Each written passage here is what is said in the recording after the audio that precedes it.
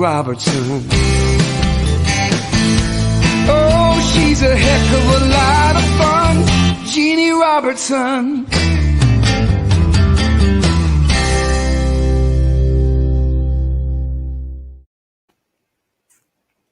Well, okay, I didn't see it count down.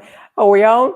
This camera, we've gotten so high tech around here. We've got cameras over there, cameras over there. We think we're going to get one to keep one on you in the back of the room, Tony. We're just glad that y'all are watching on wherever you are right now. I am Jeanne Robertson, and I'm back on my back porch again, and we've got glorious weather in North Carolina. It's a little cooler, but it's not raining, and we're just thrilled that you're here to watch us. We're going to have a good time.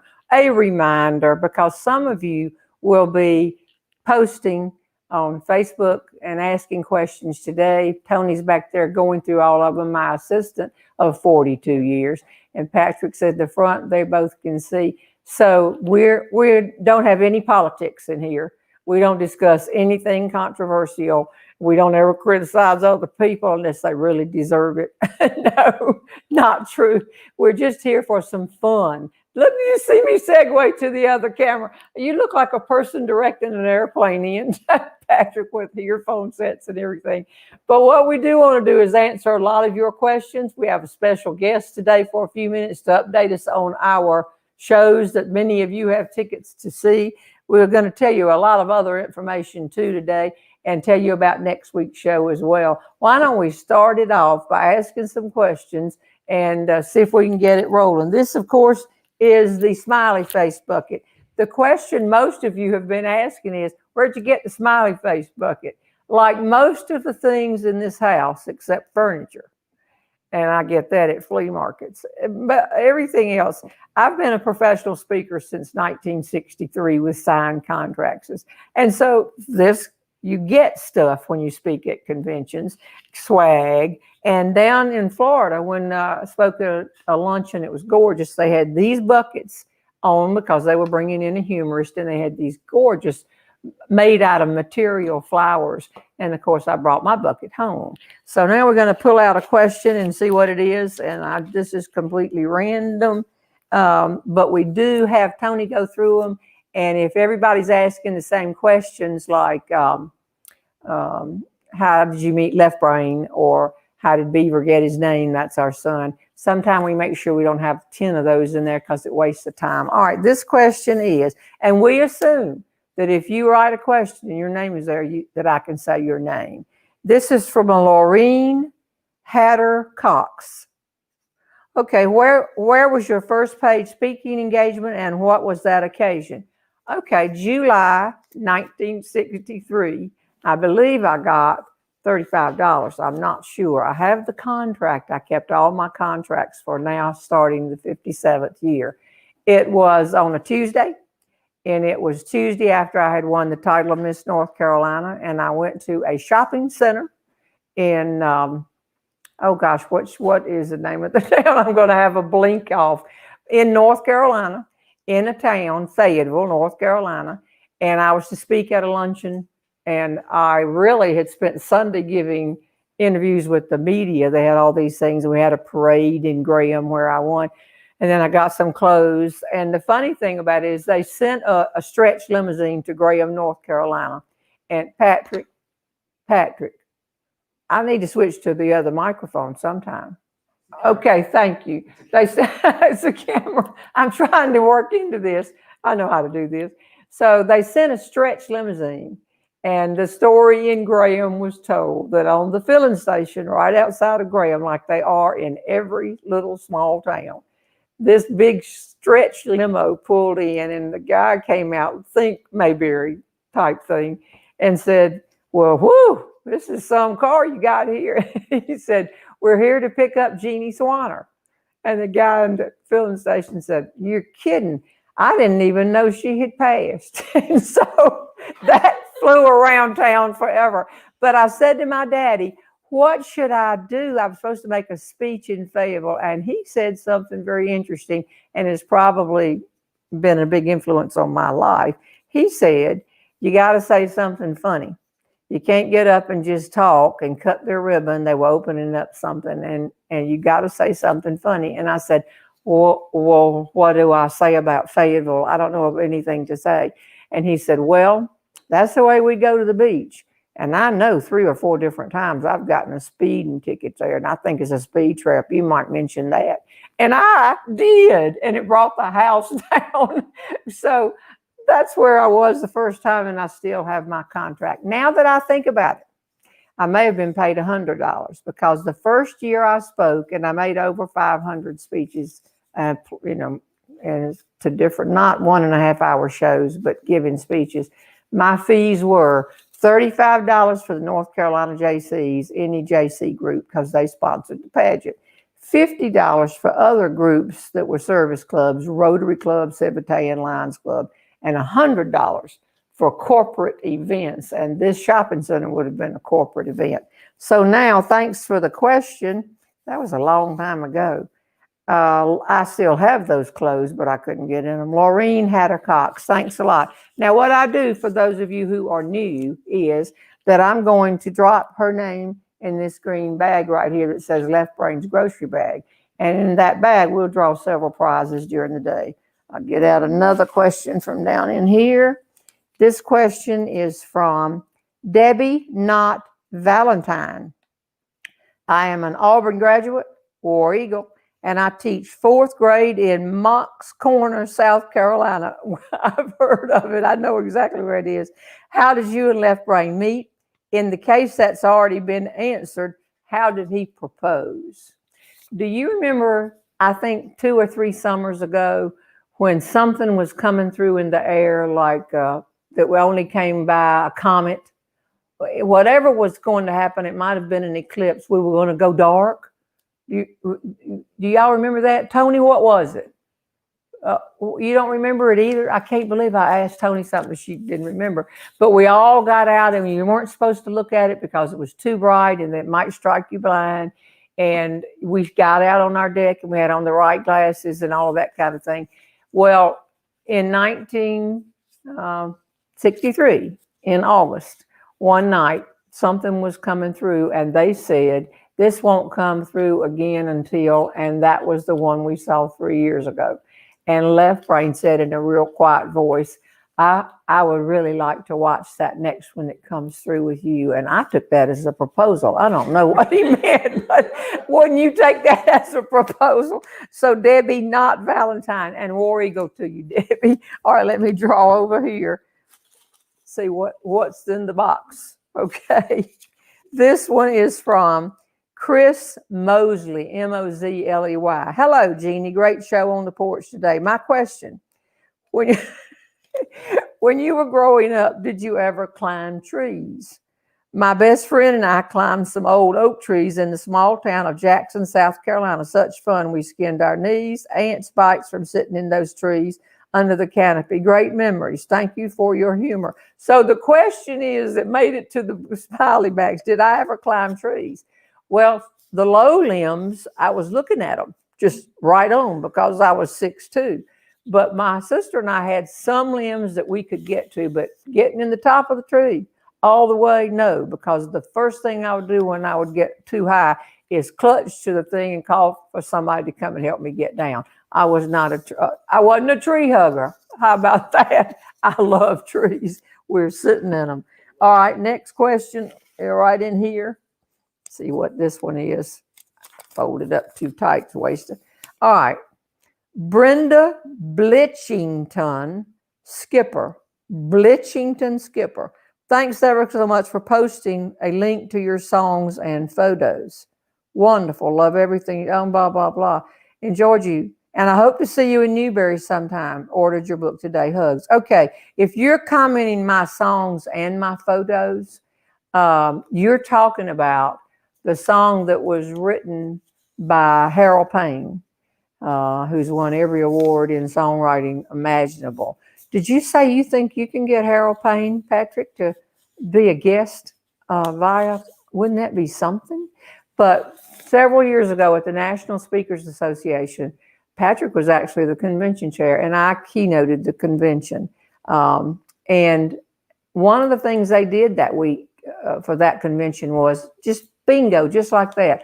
When a speaker walked off the stage after I spoke for an hour, immediately Harold Payne from California came walking on with his guitar and sang a song about that person's presentation. And everybody said to me later, oh, he must have talked to you earlier and gotten all this. I said, no, that's the magic of what he can do. That's what he does so fast. And then the pictures, we asked Harold if he would let us use that song in different places and post it. And he said he would, but we thought it needed pictures. And Marty Heim, who is our guru for our computer stuff, and also the publisher editor of Southeast Gazette magazine, and I now write for them once a month.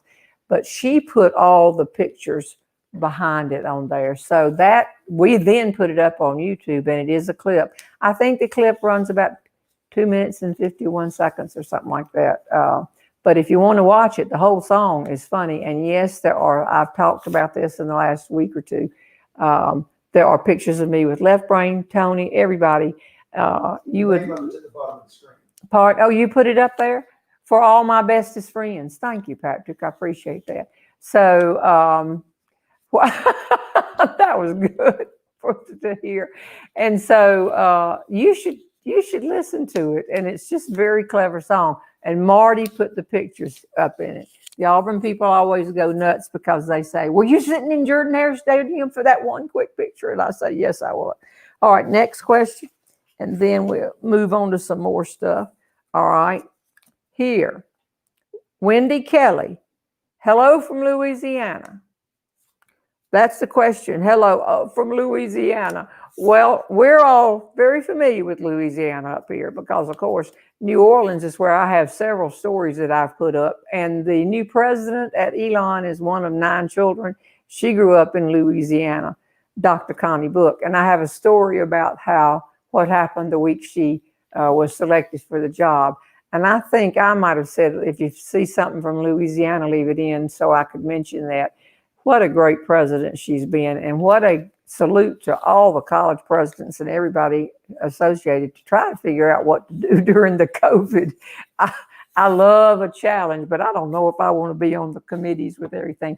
Our kids will be here next week to start at Elon again. We've got a junior boy, and then we have a special friend from Branson, Missouri coming in as a freshman. So I can't think of anything else. Oh, I know. The story that I have up that's about, would you like some great poupon happened down in New Orleans? Okay, right now, I'm going to take the big buck right here. Now, if you have asked questions, this thing has thousands, I'm sure. I'm going to give away a copy of my book. And here's the news on the book. The book that came out, you remember, there was some problems at the printer. We found some, we thought, unforgivable errors that had to be corrected. We really didn't have many typos in it, but in the front of the book, I said, just joking, I said, for all the left brain readers, and in a salute to my husband, wonderful husband, Left Brain, we've put in a few errors in deliberately. And so that was the first edition. The second edition, y'all send in, I asked you to send them in, and y'all send in any error that you could find. Best, cheapest way to get a book edited for the last edit I've ever seen. So now the second edit has been ordered. And I would say by next week, we'll have the delivery date. But the limited edition, first edition one, is the one we're giving away here. I'm going to reach in. And folks, we give a bunch of these away every week. You have to contact Tony and give her your snail mail address. If you're going to, of course, that's the post office. I'm not implying, somebody said you're implying the post office is slow. I'm not. I just think it's slower than email. So here we go. I'm just going to pull out a name right out of here, and you would be the winner of a copy of the book, which is Don't Bungee Jump Naked. And the winner is Mary Beth Mays, M-A-Y-E-S. Woohoo, Mary Beth, you won the book. Tony, I'm putting her name over here on the table. Mary Beth Mays, you get in touch with Tony Tony with an I, at Jeanne Robertson, without an I, and .com, and give her how to mail the book, and you can get that. So we'll give away 2 right now. All right. Now, if your name is over here, you'll get a separate draw later. Okay, reaching in, reaching around, find a thing. And if you've been asking questions for, weeks on end, this is the 20th time we've done this. Your name's in there. Okay, and this one is Gina, Gina Waller-Key. Okay, I can relate to your stories because my husband is exactly like that. See, that's why this name is in the over here, because that's not really a question. Tony, you got something to say? Some people are asking where can they order the book. So why don't you give that, make sure Patrick has that up on the board. Okay, well, you go to Jeanne Robertson, my website. If you want it signed, you can download the book. You can read it on all the current things. But if you want it signed with a book plate that goes in your book, from me, that's what Tony got here today for this show. And she said, well, you got up early and we're signing books, because we try to get them on out of here. And at this point, we have some people. Yesterday, somebody ordered 8 for Christmas. And our suggestion to them would be, do you want the ones with the arrows, first edition, or would you want to wait? And in a couple of weeks, we send you those. So you might have to do that. Tony, you wanting to say? Store JeanneRobertson.com. Is it on? Oh, you got it in there? Okay. Y'all, it is a funny book. I have some other books we're trying to buy back. If you have a copy of that one, that's what we will do. Okay, Gina Waller-Key, congratulations on that. And we'll give away several more books as we go on. So why don't we bring in a friend to all of us and that has the information. We invited Al McCree from Nashville, Tennessee. He's head of the Nashville People, who book my theater shows. Mainly the questions we've been hearing from all of you is, when are you going to start traveling again? Left Brain has said the same thing. When will you start traveling? I would love to be traveling. I did go to Destin last week for a convention. I think I told you the room seated 600 and they had 94 and they were spread out. So we were safe, and they couldn't have been nicer and couldn't have laughed louder. But this whole thing with the theater shows is interesting. So there's Al.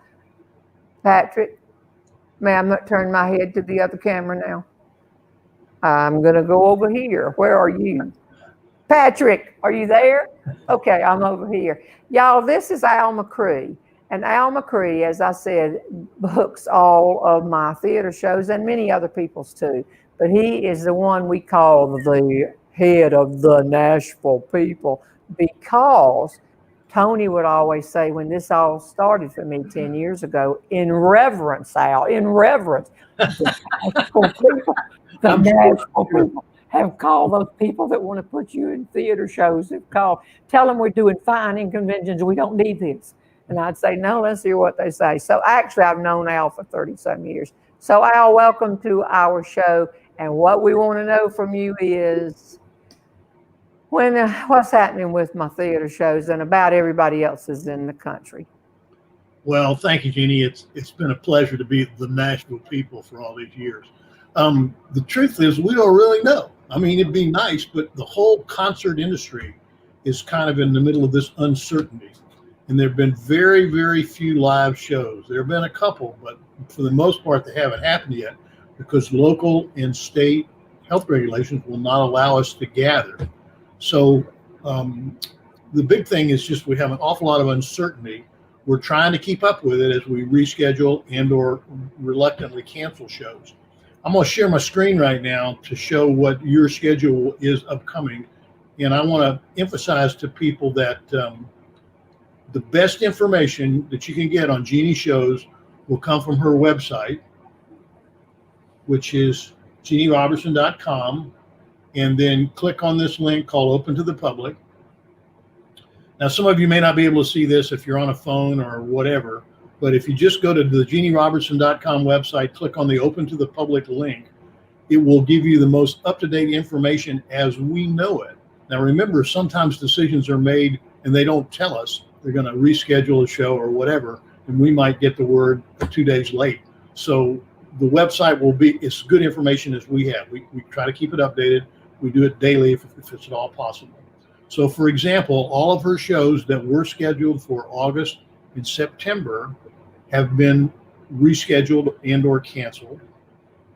And we know that the first 4 shows in October are going to be rescheduled. Seattle, Portland, Wabash, and Kalamazoo are going to be rescheduled. We just don't have a date yet. We're working. Remember, everybody in the concert industry is going through this right now. So we're all scrambling for dates in 2021. Now, interestingly, this week, the governor of South Carolina decided to let South Carolina have gatherings and concerts as long as it was 50% of capacity and a socially distanced mandate. So the 4 shows in Newberry and then the 1 show in Sumter right now are scheduled to go. Of course, this could change. If there's a spike in the number of cases in South Carolina, the governor or the local officials might well say, nope, that's rescinded. We're going to go back and shut it down again.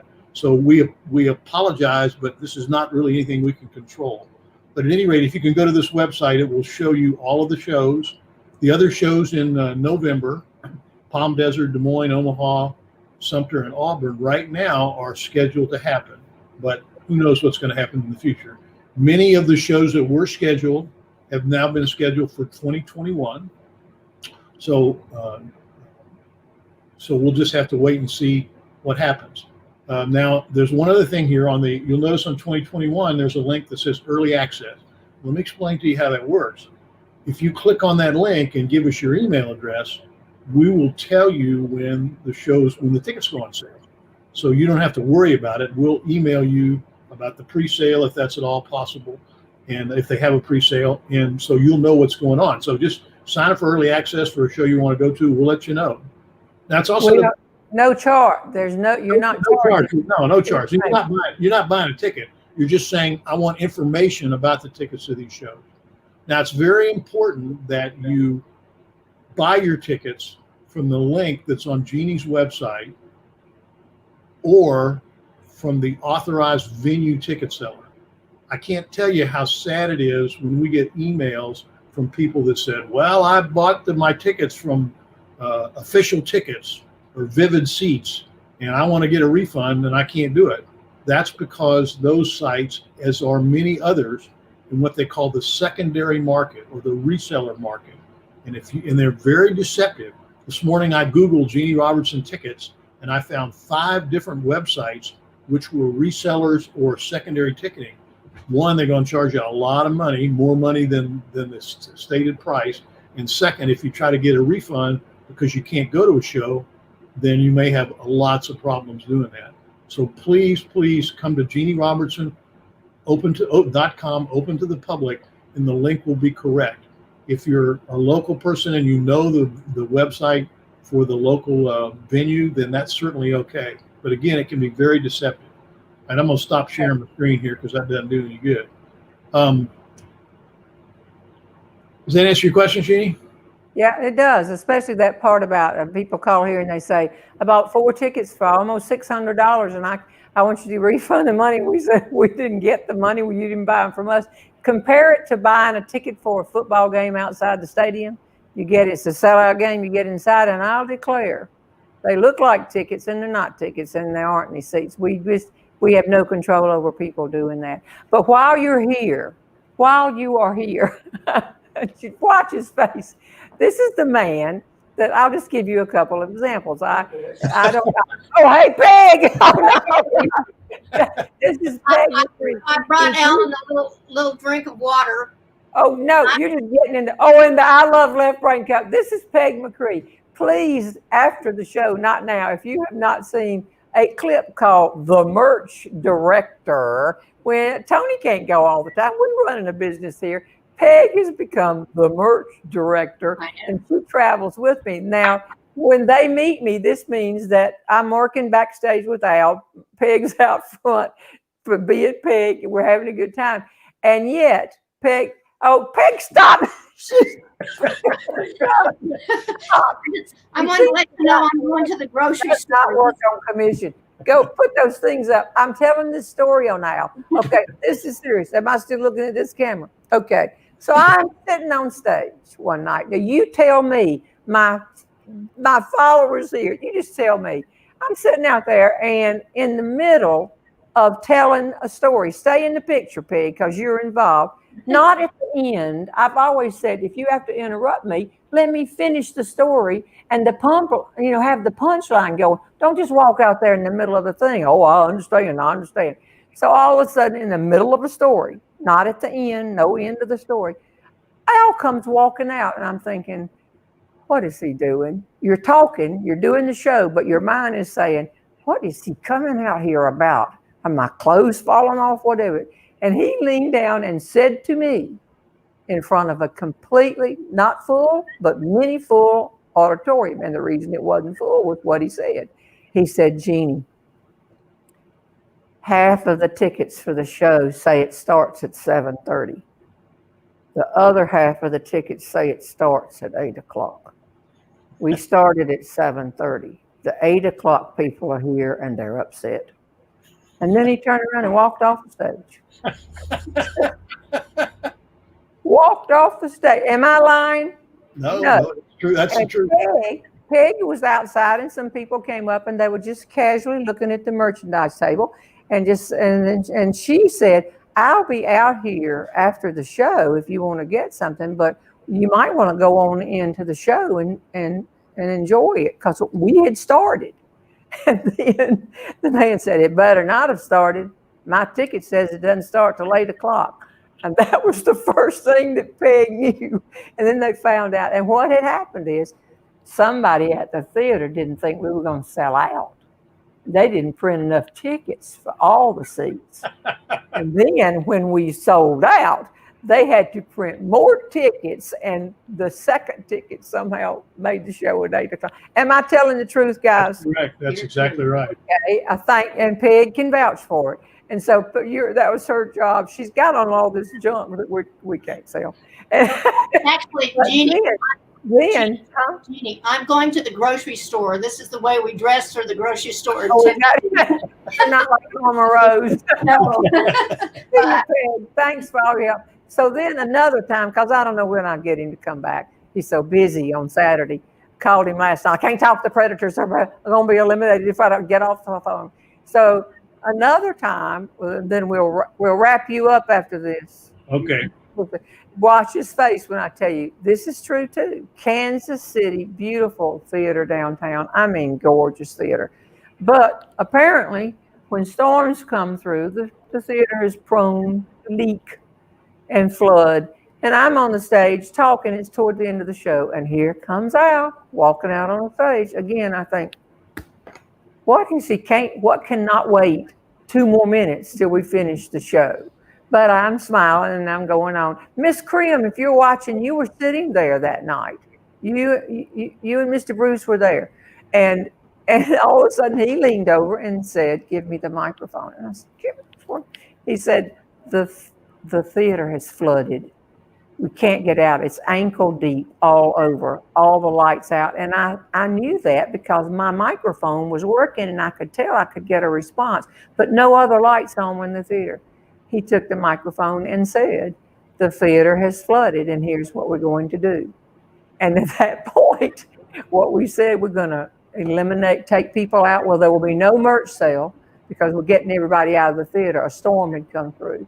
And apparently, this is not the first time this had happened. When we got back to our hotel had flooded too because downtown, and it was a mess. But what was the interesting part was he said, we're going to take the back of the people that need assistance first, and then we're going to take from the back rows out and just do anything you want to do till then. Well, my microphone worked, so I said, "Okay, everybody sit back down. Nobody's in any danger, and I'll answer any questions that y'all might have." And the first hand up was Miss Crim, who's on it, follows me avidly, and I appreciate it. And is she here? She's on, and she was there. She was there, and she said, "Now, how about this? This is why I count on my friends to help me so much." She said, knowing the answer, she said, "Jeannie, when will you be coming back to Missouri? Anytime soon?" And I said, "As a matter of fact, I'll be back next month. I'll be at Branson." And I started laughing because she had set me up. But we just kept answering questions from the audience, and they would come in and take the back rows out, and they disappeared into the night. But these are the kind of things that happen in a. You think from the front it's just a well-run organization, but I love for things like this to happen because it gives me material. By the way, one more thing before I let you go. I'm noticing. Here it comes. What did I do this time? Let me get my list. And so, left brain is not feeling well, therefore I dag out. So the door back there to your right arm, there's nothing on the, well, see, doesn't know right from left. That's one of the problems. The door, that's a lot of empty space, that door. I went to their house. I had given him a playbill from one of my shows. And he said, I'm going to put this in a prominent place in the house or in the office. I got out of the car. It is in his garage. In his garage to this day. And framed, yes. Not really, you framed the other one. See that door back there behind you on your right? That's space for you to put my playbill right there. And it would look good. So you go get it out of the garage when this is over and try to help me out. If you have to nail it into the wall, Peg's gone to the grocery store. Next time you have me on the show, it'll be there. Okay, I bet it will. Hey, thanks, Al. We appreciate you coming and all you do for us. We're going to answer some more questions. Okay, bye. All right.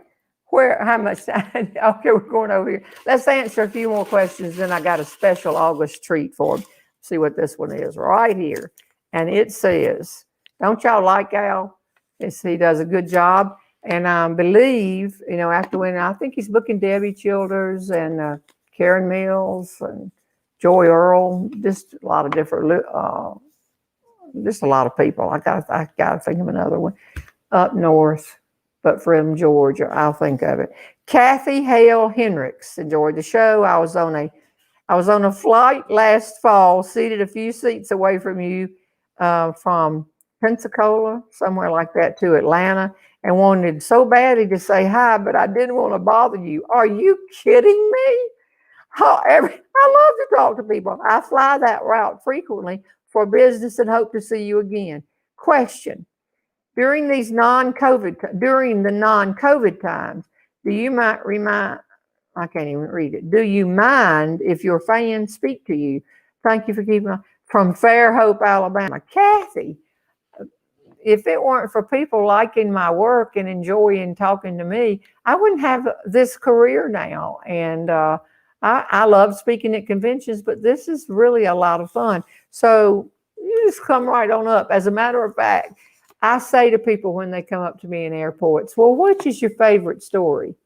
9 times out of 10, what is it? If you think don't send a man to the grocery store, you are right. And so down in my bag, I have maybe 10 don't send a man to the grocery store grocery recipe cards. And when they tell me they like that, I said, well, I don't go through the airport just handing out cards, but I have some in here, and then give them a card. And I will take the phone. I will call Meemaw. If Meemaw is a fan, we just stand right there in the airport doing that kind of thing until it's time for somebody to have to get on the airplane. So, Kathy, thanks for asking that. I appreciate it. And you can come up and talk to me anytime. Where do you think I get my material? Talking to people. It works a lot. All right, another question. And this is from Tammy Martin. Sounds great. And the second camera switch worked great. This must have been, y'all are getting plumb fancy.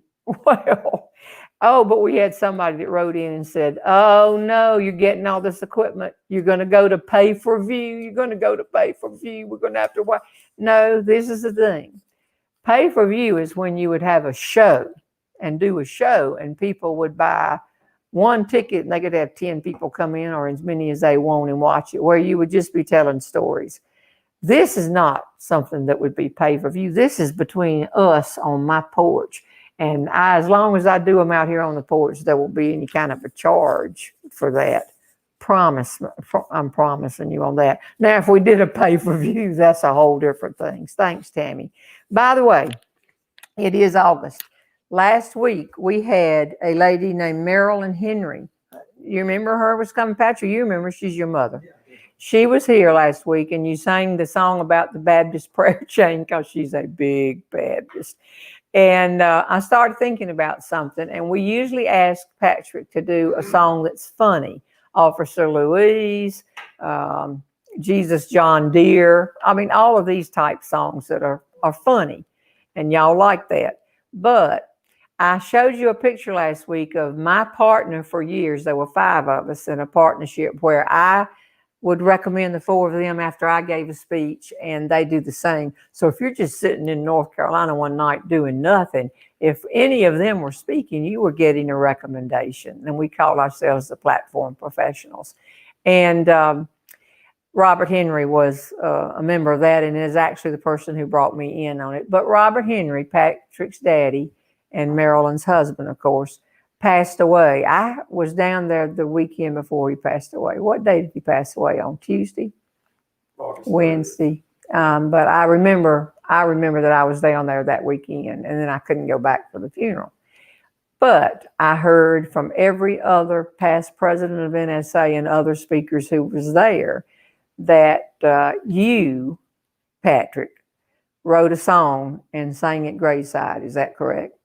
I'm going to ask you to sing this song, but I heard you practicing it a while ago. I had to go put on more eye makeup and all that. So this is not exactly the kind of song we normally have him, but everybody has lost somebody that just like a parent, mother or daddy, or anybody in your family, or even your bestest friend. And will you come over and sit right here? Hey, you have it on that camera or this camera? Okay, I'm going to move right here. Okay. Do I take my microphone or do I give you? Okay, give it to you. Boy, wait just a minute. Okay. We should organize this kind of thing better. See, we got Solomon now, because we both know. And Tony, you like this song too, don't you? Okay. We're not trying to make people sad. We're just trying to make people remember the ones that have gone ahead. Well, I'm happy to be here again, and I'm glad the sound is finally working, because had a bit of an echo last week, and we heard about it. We hear about every mistake. And we had to come in here a while ago and cut off a flower that had turned yellow, and they said that died, and then you need to cut that down. That's right. We had some dead plants back here, and so we took care of that for the. I don't know where she was from, but she was very opinionated about that plant. But as Jeannie mentioned, my father passed away. It was actually 19 years ago, and it was in August. And so this time of the year, I really think about my dad. And so I wrote this song, and I don't think I've played it out more than once. But I don't know how you played the graveside. Well, I cry at coffee commercials, so it's hard to keep it together. But I call this "Those He Left Behind."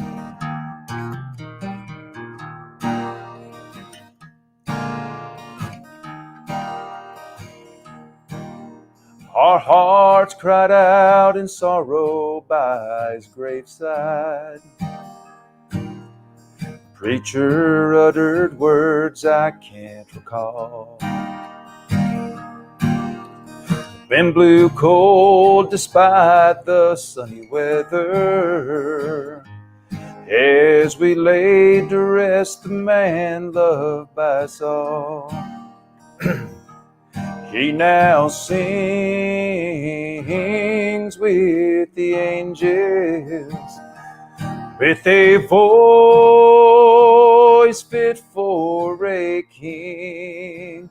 His weary frame now strong and able, free from the burdens this life brings. My tears soak the ground beneath me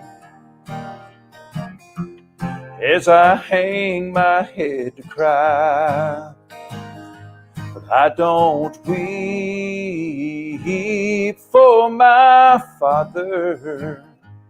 I weep for those that he left behind. He's a ship distant on the water, ever fading from our earthly view. far off shore holds the ones that came before him, saying, welcome home, my son, we've prepared a place for you. He now sings with the angels, with a voice fit for a king. His weary frame now strong and able, free from the burdens this life brings. My tears soak the ground beneath me as I hang my head to cry. I don't weep for my father, I weep for those that he left behind. I weep for those that he left behind.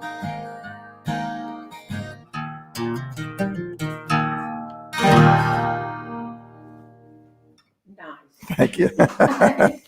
Patrick. I'm going to go back behind the camera and Go cry. fix the camera. I know. I know. Since you cry at coffee commercials, that would be appropriate. Well, I'll tell you what. I think that's different than we had, and I hope there's nobody that now they'll write in and say I joined in for fun and laughter. But I suspect most people know exactly how you feel, and I do not know how you stood in that cemetery in Auburn, Alabama, and sang that song that day. Let's turn this back to something funny. By the way, yesterday we spent 5.5 hours, as I recall it, filming the YouTube that we're getting ready to put up of how to make this 7-Up pound cake that somebody asked me about a while ago. And or what I do when I get it. I know people like that story. And it was 7 minutes and 51 seconds when I recorded it. And now, of course, it's 14 minutes. It's grown. But the main thing is, Norma Rose dropped in. Lord have mercy, y'all. By the time we finished, this is the last cake. We were so tired. Can you get a good shot of this cake? This is the last cake we fixed. It was a riot. And if we can just capture it, it's going to be edited, and we will probably have it up. When, Patrick? Oh, shortly. You try to condense 5 hours. And by the way, I do look for humor all the time. And I had on a shirt, and y'all asked me, well, let's bring Norma Rose out here and let's look and make sure this is looking good. And we had already been working 1.5 hours, and Norma Rose was not accustomed to doing things repeat the same way she almost did it the first time.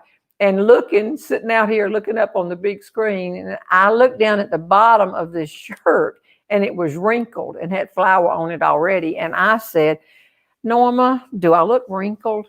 And she said, well, a little around the neck, but I don't know what we can do about it today. So it was that kind of a 5-hour photo shoot here yesterday. I'll tell you, I've never laughed as much in my life. And she kept sticking her fingers in the batter, trying to sneak and eat it when I didn't know it. And then I thought, she's put her fingers in the batter. Excuse me for blowing my nose, but I'll tell you what. I did like that song, Patrick. Okay, now let's go back to a little humor, and let me make sure that I'm telling you. Oh, next week, you're not going to believe this. Next week, Jane Tucker will be back from New York City by way of Savannah. Now she's hanging out down there right now. And we'll bring the big white chairs out. And what we're going to do is I'm going to wear all black because that's what you wear in New York City. But it's really what you wear when you're going to be changing. We're going to bring out on trays jewelry that we've bought just in flea markets, except for one piece. One piece will be the real stuff. We'll see if y'all can figure out which one it is. And then she's going to just decorate me with different clothes. Now, sometimes the guys might be thinking, I'm not sure I'm going to be interested in this. We've never done this before. We don't know how this is coming out. We're going to give it a shot. We just think it would be fun to show y'all because this is where we get a lot of stuff in flea markets. So that's next week on the 29th of August. Tony and I will be running the show, and we will be running the show from not the back porch, from my office. The rest of the people seem to be going out of town again. And so Tony and I will show you the things you've been wanting to see in my office. And that gives me, what is today, the 8th? It gives me 21 days, 3 weeks to get that office cleaned up a little bit, Tony, just a little bitty bit. Okay, I'm see what else I've got to make sure I can tell you. So look forward for I have 77 clips, little stories off of my DVDs. Those are stories that are on stage in front of an audiences and so forth. And then we made 2 or 3 clips just for the COVID. We put them up too. And now each one of these, this is the 20th one of these shows that we've done. And those are also available. You just look at them. They're not for charge. None of the YouTube clips are for charge. And I must make, what do I make on each one each time they hit it? 0.3 cents. It adds up. We're going to go to dinner sometime soon. Let me ask a few more questions, see what we can do, and we'll give away some more products. Don't let me run out of time. Okay. Now see, this is not quite a question. Margaret Reagan Teague. My favorite story is the magnets on the bracelets. Okay. All right. Now that's a great, I love that story. I love that story a lot. This is what happens when I spend all day Friday instead of going through and making sure I've got questions, just cutting them up and do that. But thanks, Margaret. I love that story. And it is, of course, a true story, and the true stories are the best. I will tell you this, Tony, you were with me. You can back me up on this. After we put up the story about, it's called a magnetic personality. It involves magnets and bracelets. We went out to eat with our girls' night out, and I'll declare I've never heard of a restaurant having magnets in the forks. Tony, do you remember this? And it caught on my. You have a picture, of course. Tony has a picture. Oh, we got several things. Well, first of all, I got this little picture, and this is an unbelievable story from, I believe her name is Polly Hummus, because the paint runs a little bit. It could be Holly, but I think it's Polly. And you are painting one of these, I think it's a day or maybe a week, 52. And then you're doing something exciting with them. And I don't have I've had it sitting out here 3 or 4 weeks. I apologize for that. I'll get this straight. And then yesterday, somebody sent me 2 Mayberry cups from it says, "You're the Barney to my Andy." I don't sell any of this stuff. You understand that. And I do love the Andy Griffith Show. It's the greatest television show that has ever been produced. And I will get all of that straight because, no, if I remembered where it came from, I would be able to tell that. No, I think it's something about Hope's store. But, so I've got to get the story on that, and I will. What has happened this week? Excuse me, Patrick, your song got to me because I knew you loved your daddy so much. So we have somebody coming to Elon as a freshman from Missouri next week, Isley. And so we said, just send all your clothes and things here. There have been so many boxes that have come in. This is fun. It makes me feel young because she's a girl coming, not a guy. And so guys don't bring as much stuff. And so this came in a box. We took them out, and we got to find that box among all the others, and we will do that. Let me go with another question. Why don't we give away some books after this? Here's a question right here. Y'all all hear the phone ringing? I don't know who that is. Just ignore it. Okay. Donna Crystal. Do relatives always expect you to speak at family gatherings? My relatives ask me to please stop telling the same. We have stories, and y'all do too, that we tell at family gatherings. And we always encourage, especially younger ones, to tell your story about the time Aunt Sue come or something like that. And the reason we do that is that what you got for me? Got it? Okay. Just throwing things at me in the middle of the whole show. But we want to encourage young people to tell the stories. And I like to see if people can tell them the same. Sometimes when I do that, I find out they're doing the same with me. I'll tell the story and everybody's laughing and I'll finish. And then one of them, like Aunt so-and-so, will say, "You left out the line about the dog coming in." Well, okay. So I think you ought to swap stories at family gatherings. And if you think they've heard it, say, "Look, I'm working on it still." So they do expect me. Now, the one thing I do not want to do is pray, because people expect professional speakers to have an eloquent prayer. And there's always somebody there who can do a better job than I can do. And of course, I would always used to say, "Left brain, would you pray, please?" And he would look at me, and I knew that was wrong, but he would if I needed to do it. You got a question, Tony? No, but you were starting them about the fork. Can you put that somewhere? I wrote I'll be About us darned. in the when we were eating in their fork. Well, we're in front of this one right here, so just poke it in there. Oh, you can put it right in there. No, not yet.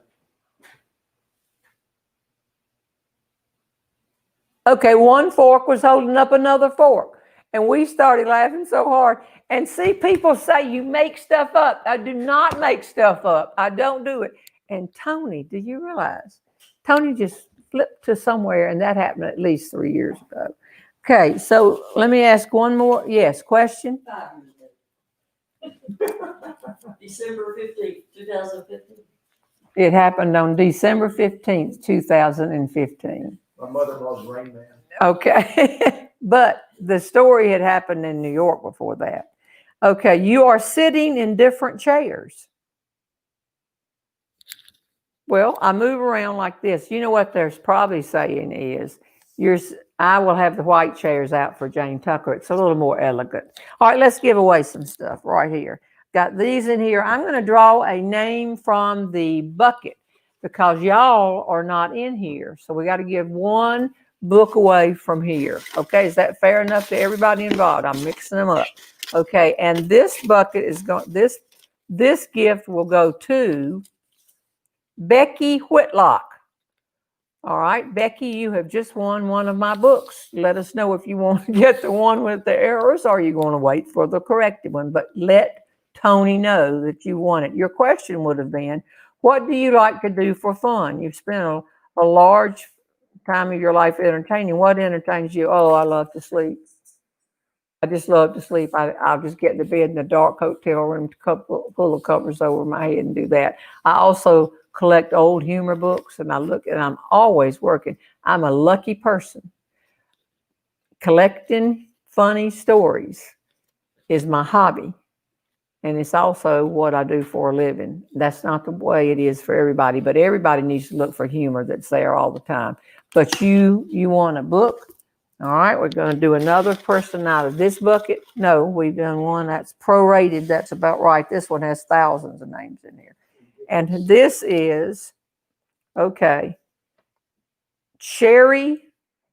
Her name is Sherry. Okay. Cheri.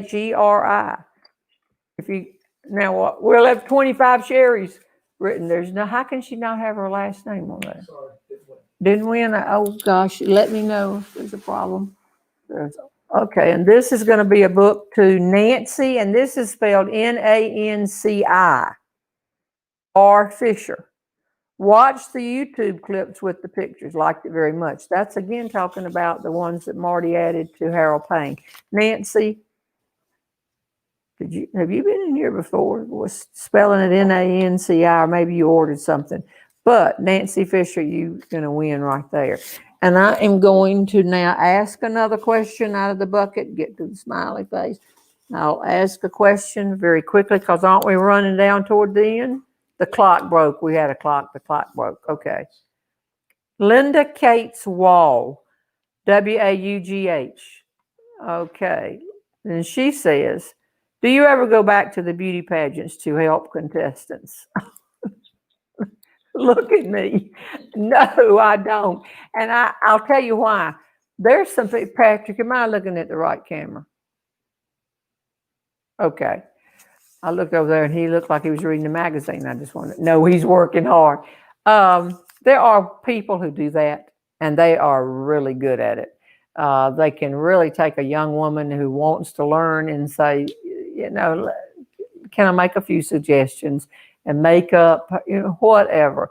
When I entered the Miss North Carolina pageant, there were 84 contestants who had won their local pageants. One of them, just one out of 84, had been in the Miss North Carolina pageant another year. And everybody said, she's the one who's been in it before. Can you believe? I mean, we just went to represent our town for 1 year. And she was very nice, but we would say, I just can't believe she would enter again. Why would you do that? In today's world, they use it as a program to improve. They can be in the pageant 5 or 6 times. They maybe enter knowing they're not going to win the first or second or third year or fourth, and they just keep entering. They know each other. They've become friends with each other. There's not this cat fighting that you think it takes place at pageant. I've never seen it. But because of that, a cottage industry has grown up where people do help the people who are in pageants, and they are worth whatever they pay them, I guess. Well, I wouldn't say whatever. I take that back. But they can help them. They know where to get their gowns. We were having everything made in Graham because we couldn't buy anything with my height. So that doesn't excite me. If I've had people bring their granddaughters over and I'll say, the best thing I know is to read the news, get ready, just have a good time. I can't give them their money's worth. And there are people who do that and do a great job. I do, by the way, support completely my pageant experience. If you're 19 years old and you get up on your feet and make over 500 speeches that year, and then half of the year you were 20, you cannot buy that kind of an opportunity. And I have milked it for everything. No one's milked it for more. Here's a question right here. I believe Morley Safer said that on 60 Minutes. That no one has milked it for more. Pat Moore Weatherly. I heard you say you played the ukulele. Do you still play? Would you play something for us? Oh, Pat. It was pitiful then. And with only knowing 4 chords, it'd be bad now. And I used to play in every speech that I gave. I kept writing little original songs. And then people started saying, you don't have to bring the ukulele unless you just want to. We'd be glad to. In other words, they were suggesting that I didn't need it. And then it got to be that you had to buy a ticket for it on the airline. And there went that. But thank you for asking. It was a pitiful talent, I will tell you that. But I had to have a talent. They wouldn't let me shoot hook shots, so that was that.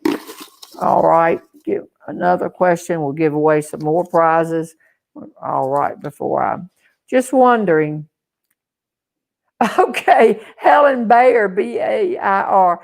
All right, yesterday in the pop-up, I do a pop-up every week to invite y'all to come. It's a way to remind you that Saturday's coming up and we're on stage. And so I told a story about speaking, getting to the hotel real late, and Southern States, a great organization. And she said, just wondering how many of those Southern States folks that were partying at 3 a.m. in the hotel lobby showed up for your morning speech. Did they look hungover? No, they just looked propped up. But they were doing okay. No, they couldn't have been a nicer audience. It was great. Okay, a few more prizes. Now, what we're going to do is let me just call out. This is another one for my book. If you have the book already, Tony will swap out for one of the DVDs. Pat Ansell, Ancell. You have just won a copy of Don't Bungee Jump Naked and Other Important Stuff. And here's one. Yep, I'm going to do it last. And Alice Hunt Dewey, D-U-W-E, is the snake gone? Yeah, oh yeah, that snake's gone. All right, Alice, you've won. D-U-W-E, Alice Hunt Dewey, you won. And now, Wait a minute, I missed that one. That was the 4th one. Fifth one, I think. Alice Hunt Dewey, D-U-W-E, Dewey. You have won another book, and we're going to give away one more of my books, and then we're going to give away a special surprise. And see, Melinda Powers, what is the best airport for traveling? Oh, the one you can get out of or into. And I'll tell you something. I know we got to wrap this up. You're going to die. Every joke says, if you don't know when you die, if you're going to heaven or hell or up or down or whichever way, but you're going to have a layover in Atlanta. How many times have you heard it? Well, I'll tell you something. If I can get to the Atlanta airport, I can get home. If I can get to the Atlanta airport, I can get to where I'm going. But in a small town airport, sometime and your flight's canceled in the morning, the next flight out is at 5 in the afternoon. There you are. Now, the last thing we're going to give, I'm going to put these back in here. Right, oh gosh, put them right on the top so I can put them back in for the question. Nope, y'all are not eligible. We're going to give away one of Patrick's songs, Patrick Henry, one of your, and there are 19 songs on here, Patrick? Tracks, excuse me. Well, some of them are talking. Tracks. It's the 19 tracks, Patrick Henry, Married Man. The one who won this last time I wrote and said that she really liked it in her car. So here's, I'm going to get down and see who's going to win this. Notice, I don't want people saying, I wanted yours, and then I won Patrick's, and here it is. Emily Wilkes Brown. I don't think people would say that. What? I wanted yours, but one Patrick's. I know, no.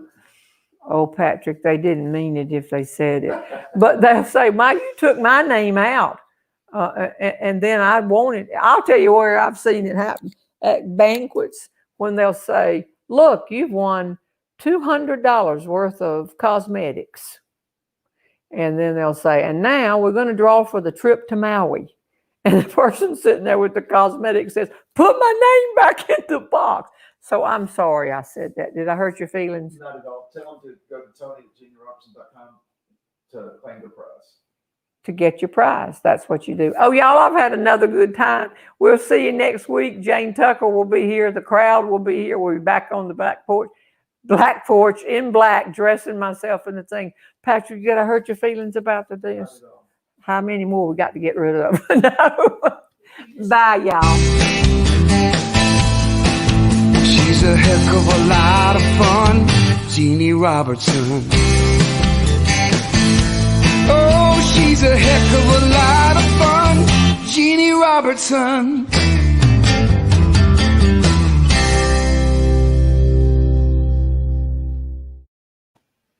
I thought it was a good show.